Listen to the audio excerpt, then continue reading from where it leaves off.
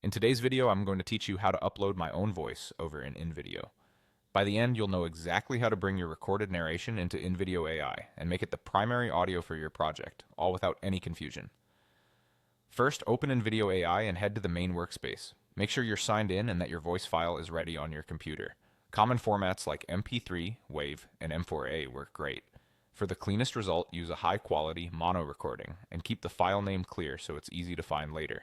From the workspace, go to the media library. This is where all your assets live: videos, images, and importantly, your audio files. Click Upload, locate your voiceover on your device, and confirm. Give it a moment to process. You'll know it's ready when it appears in your library without any uploading indicator. If the upload stalls, check your connection or file size, then try again. Once the file is in your library, return to the home view of the workspace. Choose the project where you want this voiceover to play. This takes you into the editor. Here, click Edit and select Music. In InVideo, custom voiceovers are managed under the Music section because they sit on the main audio track of your video. Open the Uploaded Music tab to see your newly added voice file. Find it in the list, this is where clear naming helps, and select it.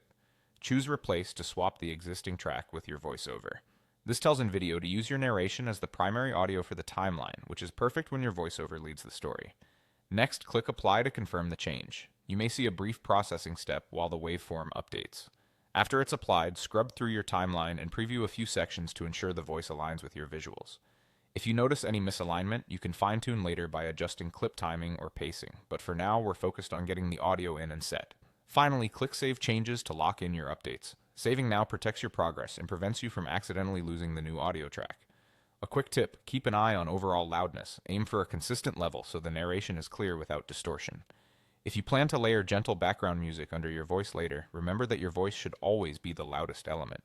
That's it. You've uploaded your own voiceover to InVideo, replaced the default audio with your narration, applied it, and saved your work.